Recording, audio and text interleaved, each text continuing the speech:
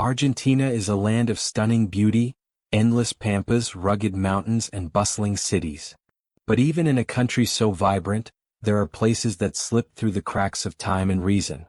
One such place is Estancia Blanca, a sprawling, abandoned estate deep in the countryside, where the echoes of the past refuse to fade. My name is Rafael. I used to be a journalist based in Buenos Aires, chasing stories about local folklore and haunted locations for a niche online magazine. When I first heard about Estancia Blanca, it was just another lead, a crumbling mansion left behind by one of Argentina's wealthiest families in the early 1900s. The De la Cruz lineage was a household name once, known for their immense cattle empire.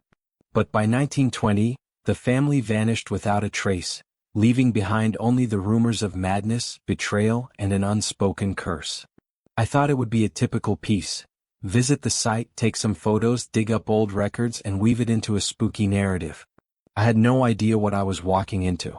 The journey to Estancia Blanca was daunting. After a long bus ride to a rural town called San Carlos, I rented a battered truck from a reluctant local who warned me about the estate's whispers. It was an overcast day with a biting wind that smelled of rain. The dirt road to the mansion was barely passable, hemmed in by wild grasses that clawed at the vehicle.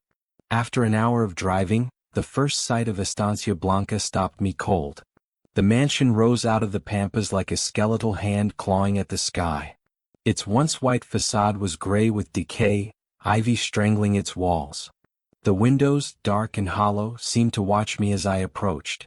I parked at the edge of the estate and took a deep breath.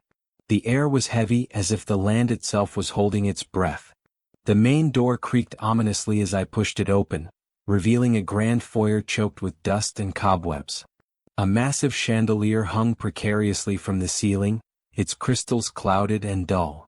The floorboards groaned under my weight, each step echoing eerily. I set up my camera and started taking pictures, my footsteps stirring motes of dust that swirled like phantoms in the weak light filtering through cracked windows. The deeper I ventured into the mansion, the stronger the sensation became that I was not alone. It started subtly, a soft whisper like the wind slipping through the cracks in the walls. But there was no wind inside. In the dining hall, a long table stretched out under a tarnished chandelier. Plates and silverware were still set as if the family had simply walked away mid-meal.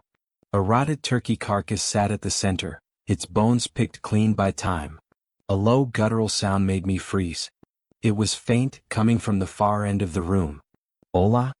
I called out, my voice trembling. The sound stopped. I gripped my flashlight tightly and edged toward the noise. At the head of the table, a chair lay on its side. As I lifted it upright, I noticed deep gouges in the floorboards, as if something had been dragged away from the room with immense force. Suddenly the whispers returned, louder this time, overlapping and urgent. It wasn't the wind, it was voices. Dozens of them, speaking in a chaotic cacophony of Spanish, faint but desperate. I followed the voices upstairs, the steps creaking ominously under my weight. The air grew colder with every step.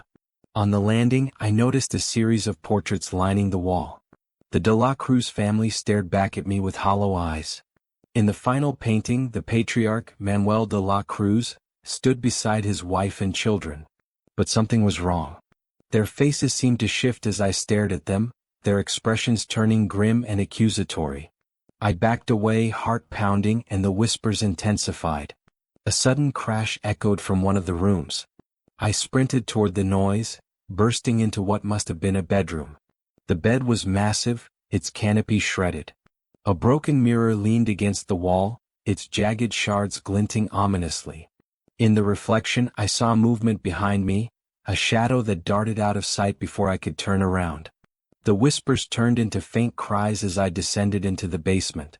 The air down there was suffocating, reeking of mold and something metallic.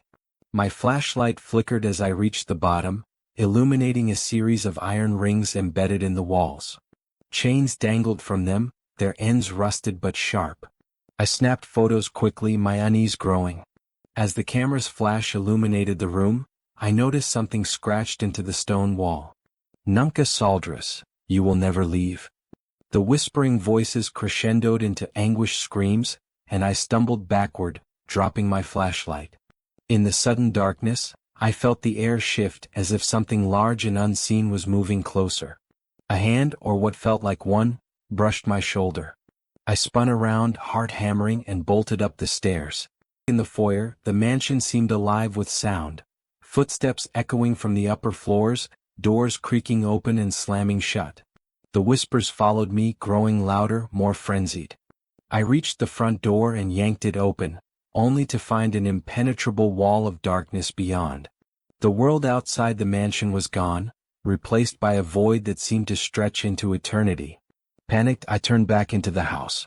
The whispers had stopped. Instead, a deep, guttural laugh echoed through the halls, mocking and cruel. I don't remember how I escaped. The next thing I knew, I was stumbling into the rental truck, my hands shaking so badly I could barely get the engine started. The road back to San Carlos seemed longer, the shadows deeper, but I didn't stop until I reached the town square. When I told the locals what happened, they refused to look at me. An old man finally spoke up. "Those who enter Estancia Blanca never leave the same," he said. "The De La Cruz family didn't vanish. They're still there, trapped, cursed to live in their sins. And now so are you. It's been months since that night, but I haven't been able to escape it." The whispers followed me back to Buenos Aires. I hear them in my apartment, in the streets, even in my dreams. And the worst part? Sometimes, in the corner of my eye, I see a shadow darting behind me. It's always watching, always waiting. I know it won't be long before it takes me back to Estancia Blanca, where I'll join the cursed souls of the De La Cruz family forever.